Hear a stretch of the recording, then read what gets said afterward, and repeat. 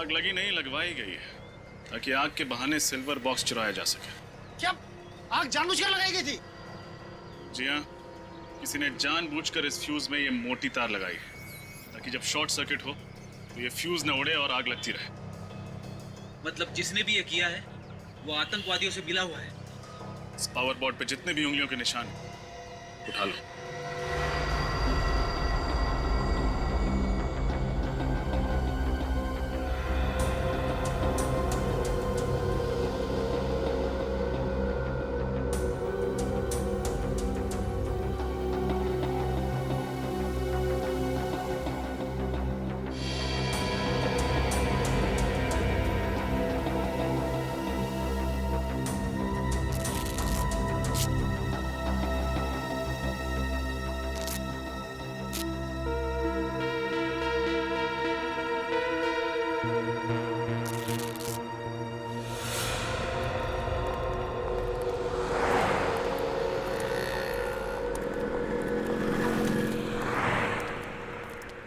क्या लेंगे sir?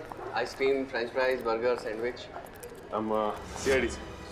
CID? क्या बात है सर? कल शाम को 5 बजे आपके यहाँ से किसी ने पनीर सैंडविच खरीदा था। ये रहा उसका बिल। ध्यान से देखिए इस बिल को और अपने दिमाग पे जोर डालिए और बताइए कि किसने खरीदा था। सर ऐसे तो रोज 50 लोग पनीर सैंडविच के लिए आते हैं, ऐसे कैसे याद रख सकता हूँ? तुम नहीं बता सकते, लेकिन ये CCTV फुटेज ये तो बता सकती है ना कि कौन और कब आया था। फुटेज दिखाओ जरा। जी सर।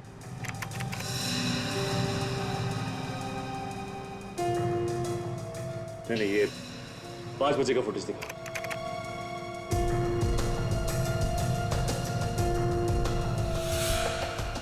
सर यही दोनों बंदे आए थे 5 बजे पनीर सैंडविच लेने।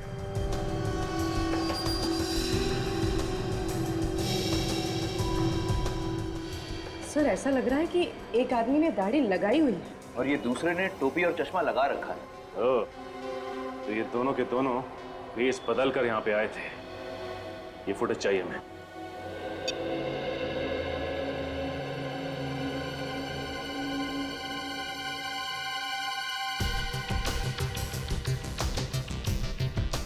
पूरी पॉज करो। अब रिवाइंड करके उसके हाथ पर जूम करो। देखना जरा दया, उसके हाथ पे कुछ है। हाथ पे टैटू बना है सर। हाँ, TS। सर ये TS क्या हो सकता है? सर हो सकता है ये इस मुजरिम के नाम के इनिशियल्स हो। हाँ हो सकता है। पूर्व एक काम करो, हमारे क्रिमिनल रिकॉर्ड चेक करो, देखो किन किन मुजरिमों के नाम TS से शुरू होते हैं। सर एक मिनट सर, तो मुझे ऐसा लगता है कि ये टैटू मैंने पहले भी कहीं देखा है। सर आप इस मुजरिम को पहचानते हैं? टैटू को देखकर लगता है कि इस आदमी के साथ कहीं ना तो कहीं मुठभेड़ हुई है। TS तो नहीं, तरुण,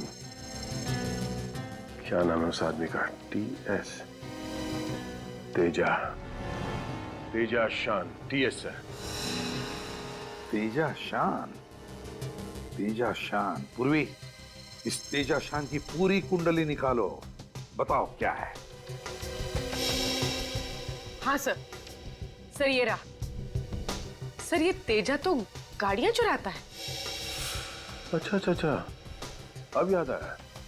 मार्च में जब मैं नासिक जा रहा था तब रास्ते में मैंने इसे कार चोरी करते हुए पकड़ा था सर। सर ये छोटा मोटा चोर है, इतने बड़े षड्यंत्र में इसका हाथ कैसे हो सकता है?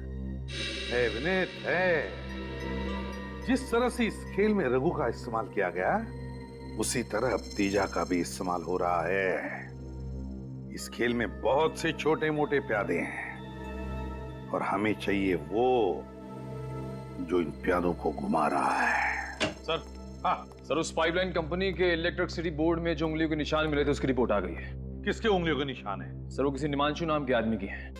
निमांशु? सर कहीं ये वही निमांशु तो नहीं जो किडनैपिंग, ड्रग्स और स्मगलिंग करता है? हाँ, और आतंकवादियों को एंथ्रैक्स और हथियार भी बेचता है। क्या ये वायरस उसी ने चुराया है इस निमांशु ने और अब जाकर के वो वायरस उन लोगों को भेजेगा जो लोग हमारे देश के खिलाफ साजिश रच रहे हैं। इससे पहले कि वो कुछ करे, पता लगाओ ये चूहा किस बिल में जाकर छुपा है।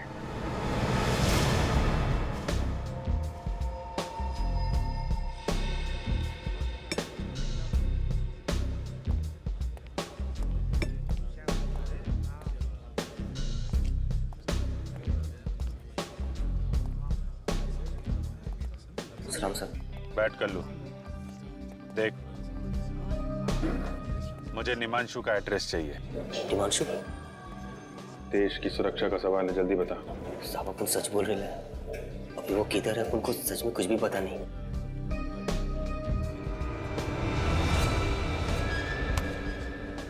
देख, हमें अच्छी तरह से मालूम है तू निमांशु के लिए काम करता था, इसलिए सब कुछ सच सच बता दे, वरना सीआईडी के हाथों एक खून हो जाएगा।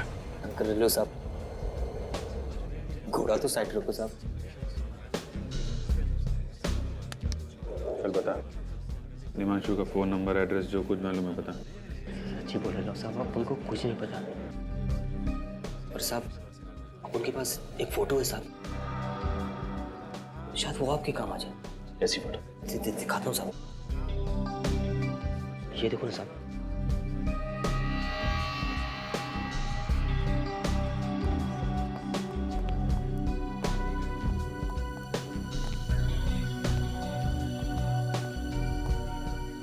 कहाँ की फोटो है ये? साहब उनको लगता है ना, शायद ये निमांशु भाई के नए अड्डे का है। वो अपना एक दोस्त है मुन्ना, उसी ने भेजे था। साहब बोल रहा था ना कि अभी इधर करोड़ों का डीलिंग होने वाला है। अभी निमांशु भाई बहुत बड़ा हाथ मारने वाला है। सर, इसका मतलब उस वायरस की बिक्री इसी जगह पे होने वाली है। अरे तो अपने उस मुन्ना से पूछना कहाँ का एड्रेस है ये। साहब वो तो बाहर गाँव गया है, ना तो उसका कोई फोन नंबर है ना कोई एड्रेस। सच ही बोल रहे हो साहब। ये बंगलो जो है समंदर के आसपास का ही लगता है। यहाँ पे ये कार भी खड़ी है। XYP 5051। पता लगाओ ये कार किसके नाम पे रजिस्टर्ड है। इस कार से ही पता चलेगा इस बंगलो के बारे में।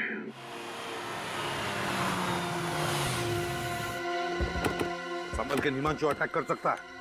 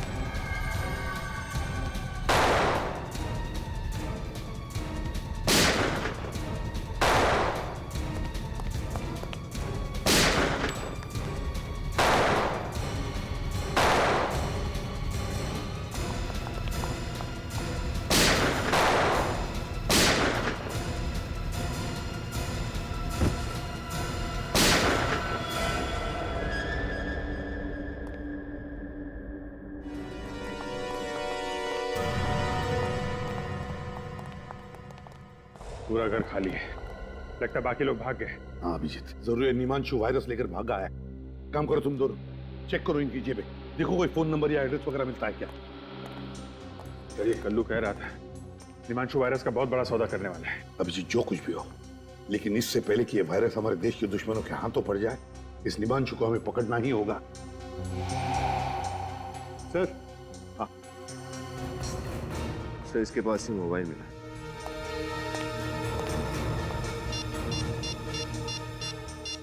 गॉड अभिजीत, ये देखो, इसने निमांशु को मैसेज भेजा है कि वायरस के लिए एक और खरीदार मिला है, उसे मैं खतरपुर फैक्ट्री भेज रहा हूं। एक और खरीदार? इसका मतलब ये निमांशु किसी एक गैंग को वायरस नहीं भेज रहा है सर, और भी लोग पड़े हैं इस वायरस के पीछे। ये निमांशु इस वायरस की नीलामी कर रहा होगा खतरपुर फैक्ट्री में। हाँ अभिजीत, एक काम करो अभिजीत, तुम अपने लिए एक नकली नाम, एक नकली आइडेंटिटी ले लो, मैं तुम्हें और निमांशु को एक मैसेज भेजता हूं।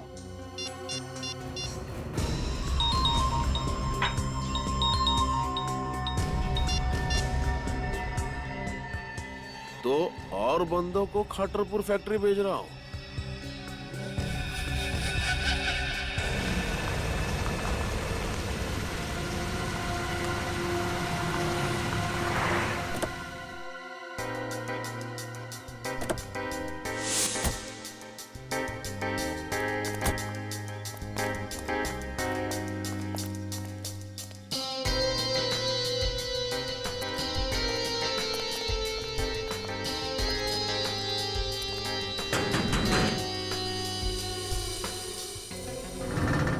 क्या हुआ?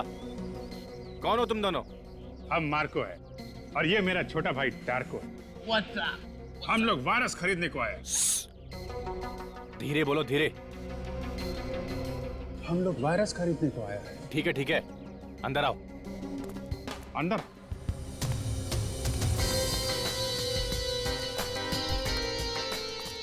रुको, अपुन के आदमी का मैसेज दिखाओ।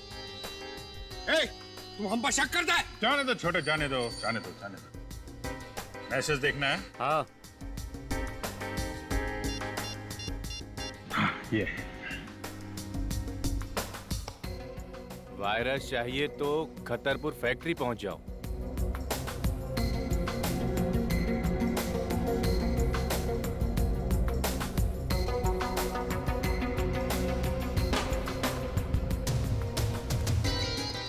एक मिनट।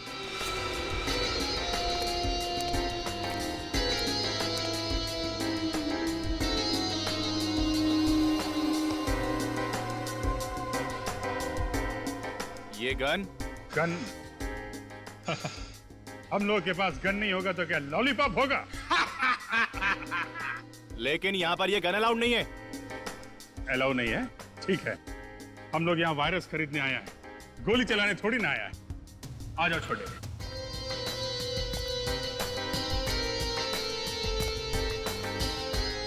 बॉस, ये मार्को और ये इनका छोटा भाई टार्को। हेलो निमांशु।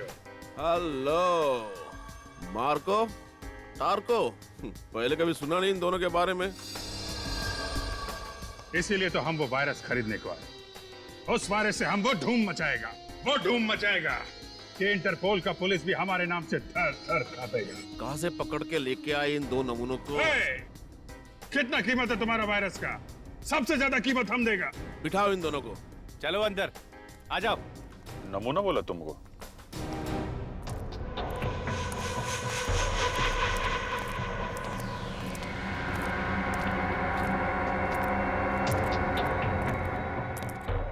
हाँ, तो अब वक्त आया है नीलामी शुरू करने का। हमारे पास यहाँ 3 खरीदार मौजूद है इस वायरस के लिए। देखते हैं ये अनमोल वायरस किसके नसीब में है। एक मिनट, नीलामी से पहले हम वायरस देखना चाहते हैं।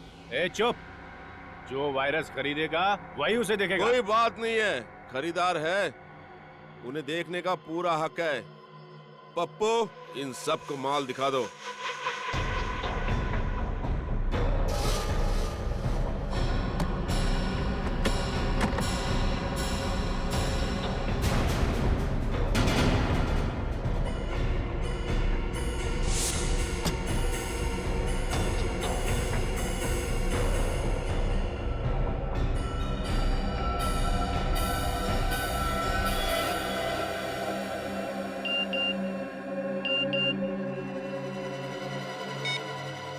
वायरस यहीं पर है। हाँ, तो नीलामी की शुरुआत होगी 10 करोड़ रुपए से। चलिए, बोली लगाइए। 11 करोड़, 12 करोड़, 15 करोड़, 20 करोड़। 20 करोड़ 40 करोड़। हाँ 40 करोड़। 50 करोड़।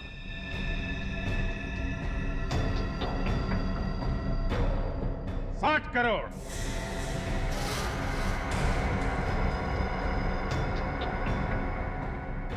60 करोड़, बस 60 करोड़। इस अनमोल वायरस की कीमत तो 100 करोड़ भी कम है। कदरदानो, बोली बढ़ाइए। है कोई? 60 करोड़ एक,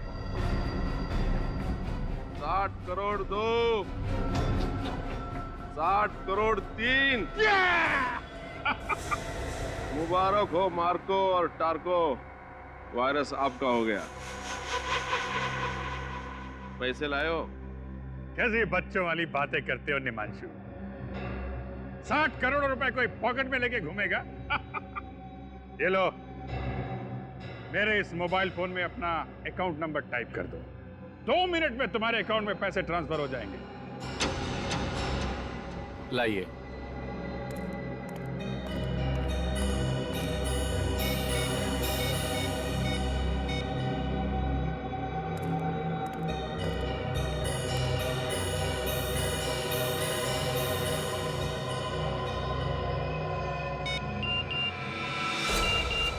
लेट्स गो।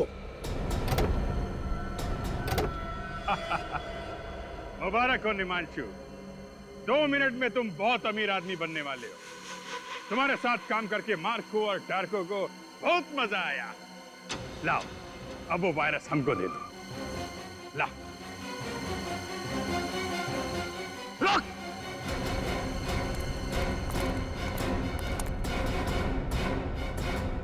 वायरस ये लोग नहीं, हम लेकर जाएंगे। गन नीचे कर। ये ठीक नहीं है, गन नीचे करो। ये चीटिंग है। नीलामी हम जीता है। 2 मिनट के अंदर निमांशु के अकाउंट में 60 करोड़ रुपए पहुंचने वाले हैं। अपने आदमी को बोल गन नीचे करे, वरना सारी गोलियां तेरी खोपड़ी में डाल दूंगा। वेरी गुड, वायरस मुझे दो। पप्पू, वायरस दे दे।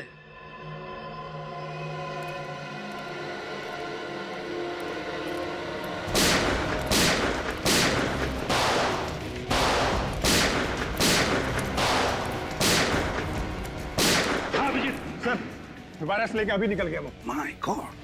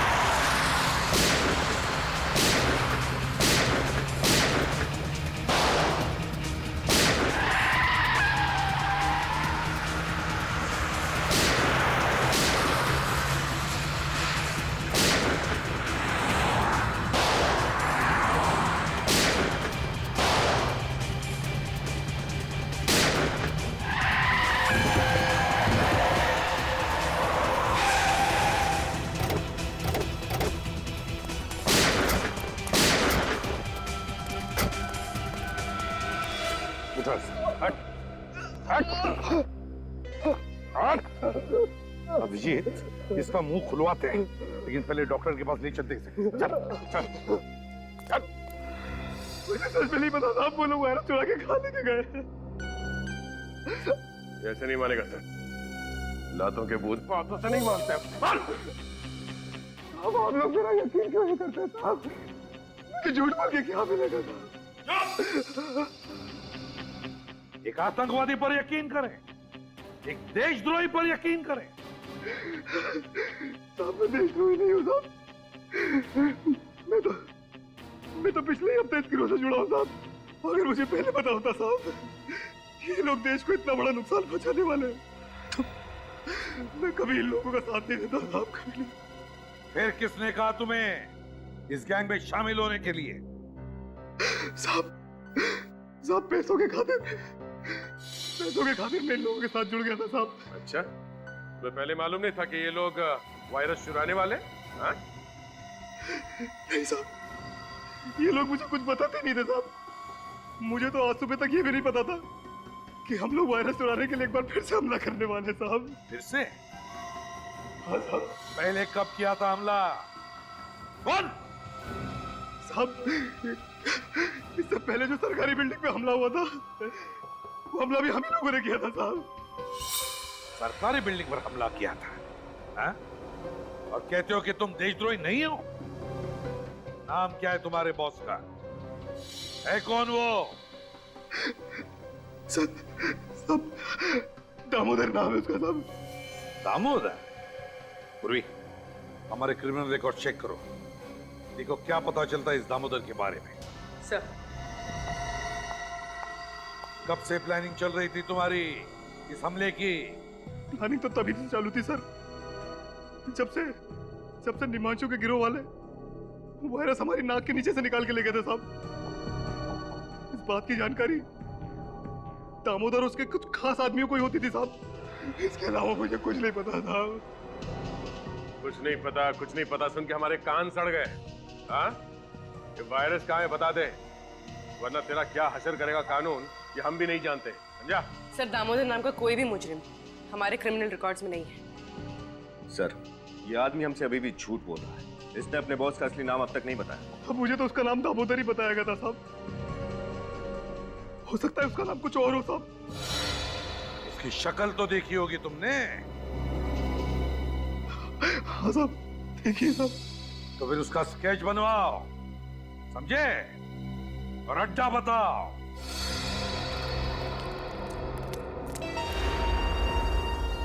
अभिजीत, पूर्वी के साथ उस तरफ हम लोग इस तरफ जाते हैं।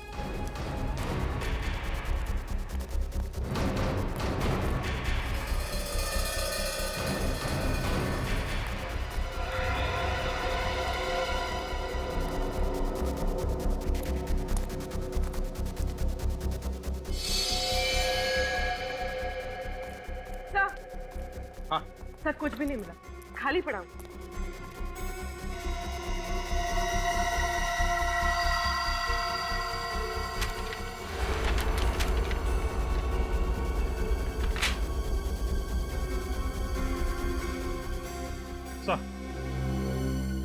सर ये एक बिल्डिंग का प्लान मिला है। अभिषेक, किस बिल्डिंग का प्लान हो सकता है ये? सर हो सकता है बिल्डिंग इनके छुपने का कोई इकलाट हो। नहीं निखिल, मुझे नहीं लगता ऐसा खतरनाक वायरस लेकर बार बार अड्डा नहीं बदलेंगे। इसके नक्शे में चेक कर रहा हूँ सर, और हमारे पास वक्त बहुत कम है। कहीं ऐसा ना हो कि हम इसी नक्शे में उलझे रहे और वहां पर अटैक हो जाए वायरस का। सर उस सत्या ने जिस दामोदर का स्केच बनवाया था वो दामोदर नहीं, उसका नाम अंशुमन है। अंशुमन कोई पुराना पापी है क्या? नहीं सर, अंशुमन कोई मुजरिम नहीं है, बल्कि एक आर्मी ऑफिसर था। What? Army officer? Army officer? क्या याद आया, 2008 में अंशुमन नाम के एक ऑफिसर को दुश्मन देश ने पकड़ा था और उसे मार भी डाला था।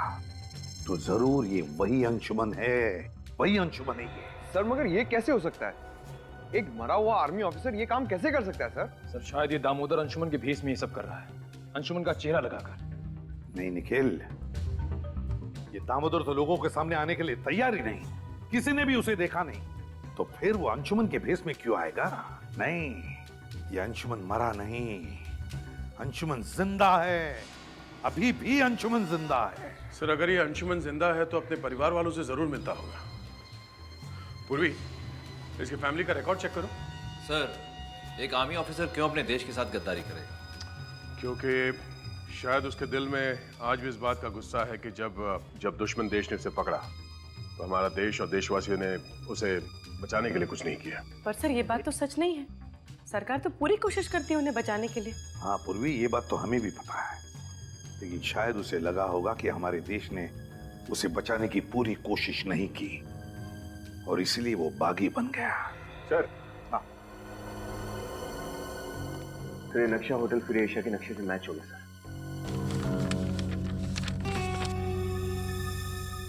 Hotel free Asia.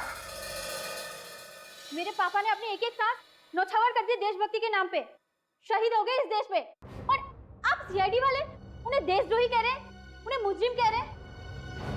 I'm sorry miss रिया, मगर सच्चाई तो यही है कि आपके पिताजी मिस्टर अंशुमान ने देश को धोखा दिया है और वो मरे नहीं, अभी भी जिंदा हैं और अपने ही देश के खिलाफ एक ऐसा षड्यंत्र रच रहे हैं, न जाने उसकी कीमत आने वाली कितनी पुश्तें चुकाएंगी। ये नहीं हो सकता। पापा अगर जिंदा होते तो मुझसे मिलने क्यों नहीं आए?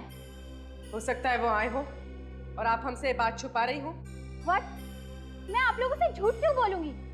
मुझे समझ में नहीं आ रहा है आप लोग मेरी बात का यकीन क्यों नहीं कर रहे हैं? चलिए मान लिया कि आप सच बोल रही हैं। हाँ सूरज, मेरे कमरे की तलाशी लो। तलाशी? वो किस लिए? सच बोलने वाले तलाशी देने से कब से डरने लगे? आर्या जी सर, ये मोबाइल फोन मिला, लेकिन इसमें इनके पिता अंशुमन जी का कहीं कोई नाम नहीं। कहीं कोई नाम नहीं है? एक काम करो सूरज, इस मोबाइल को अच्छी तरह से चेक करो और देखो कि रिया जी ने सबसे ज्यादा फोन किन नंबर्स पे किए हैं। सर, ये 5 नंबर्स पे। 5 नंबर्स? पता करते हैं कि इनमें से कौन सा नंबर वायरस की नीलामी वाली जगह पर था।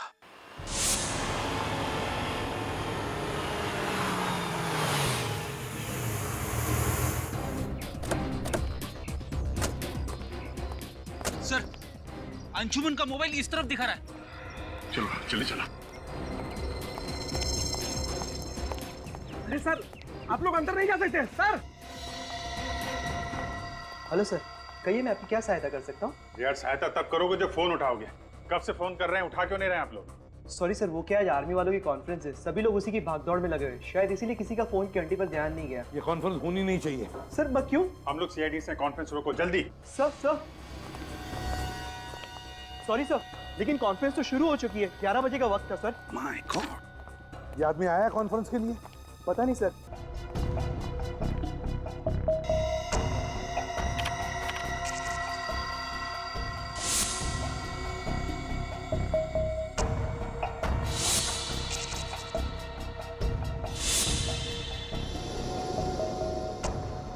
ध्यान से देखना, अच्छी तरह से। श्रेया, कोई दिखा तुम्हें? नहीं सर, ना ही अंशुमन दिखा और ना ही उसके गैंग का कोई आदमी। यहाँ पे तो मॉनिटर्स लगे हुए हैं, इसका मतलब होटल में जो कुछ भी हो रहा है अंशुमान को सब कुछ पता है। सर हो सकता है वो लोग कॉन्फ्रेंस हॉल के अंदर ही हो जहाँ वो फंक्शन चल रहा है। नहीं, कॉन्फ्रेंस हॉल के बाहर मिलिट्री वालों की बहुत टाइट सिक्योरिटी है, वहां से अंदर घुसने की गलती नहीं करेंगे ये लोग। सर इसका मतलब वो लोग वायरस कहीं और से भी छोड़ सकते हैं। बिल्कुल श्रेया, बिल्कुल। वायरस है, वायरस कोई बॉम्ब या गोली नहीं। एक बार ये वायरस हवा में फैल जाए ना तो पता नहीं कितने लोगों की जानें चली जाएंगी। सर, ये हवा में वायरस डालने का सबसे आसान तरीका ये एयर सर्कुलेशन के जरिए। हाँ, air circulation. Shreya, air circulation room का सीसीटीवी दिखाओ। ये 2 लोग उसी एरिया की तरफ जा रहे हैं, स्टाफ वाले लगते हैं। नहीं, ये अंशुमान का आदमी है। सर, वायरस की नीलामी के वक्त इसे मैंने वहां पे देखा था, अभी इन्हें रोकना होगा।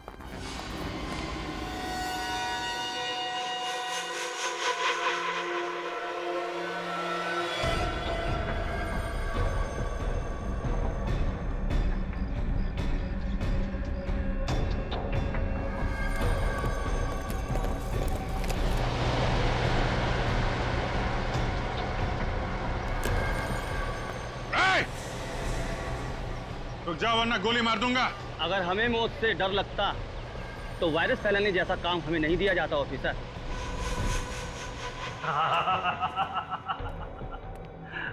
वाकई अंशुमन को सब खबर है, कहा क्या हो रहा है लल्लू राम, बड़ी देर से समझ में आया।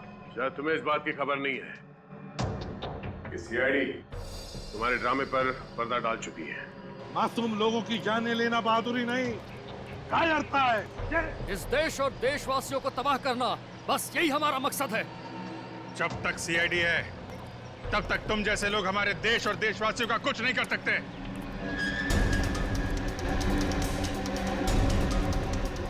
गोली चलाने की जरूरत नहीं है, ये खुलते ही तुम सबके सब मारे जाओगे। ये लोग गणतंत्र दिवस का तोहफा एसीपी प्रद्युमन की तरफ से।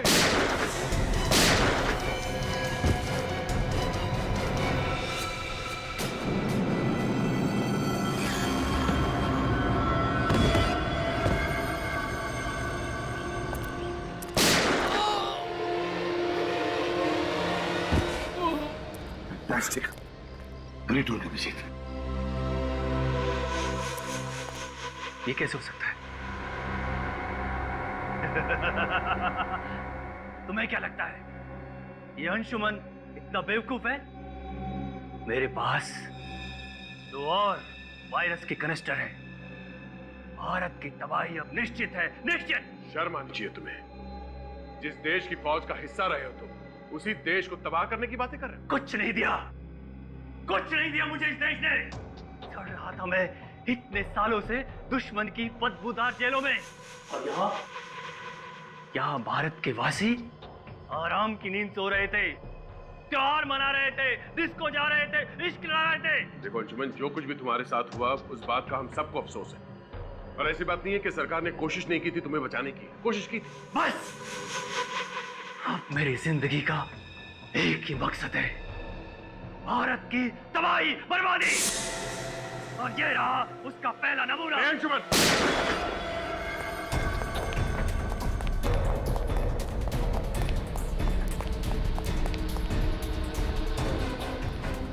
इसे देखो अभिजीत, यह अंशुमन बहादुर सिपाही आज पीठ दिखाकर भाग रहा है। आगे मत बढ़ना, मैं कहता हूं आगे मत बढ़ना, वरना मैं खुद को गोली मारूंगा। आगे मत बढ़ना। इतनी आसान मौत नहीं मिलेगी तुझे अंशुमन। तूने जो किया है उसका अंजाम तो झेलना ही पड़ेगा।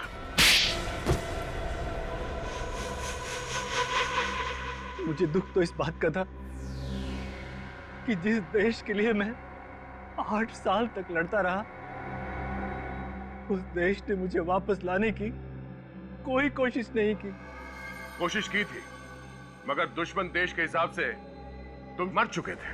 और मिस्टर अंशुमान, तुम्हारे साथ 8 सैनिक पकड़े गए थे, फिर ऐसा कैसे हुआ कि सिर्फ तुम ही जिंदा बचे? क्योंकि आतंकवादियों से मिल गया था। ये आतंकवादियों से देश को बेचने निकला था। अगर देश का रक्षक ही भक्षक बनेगा तो दुश्मनों की क्या जरूरत है। लेकिन जब तक हम हैं, जब तक ये सीआईडी है, ऐसा नहीं होगा, कभी नहीं होगा।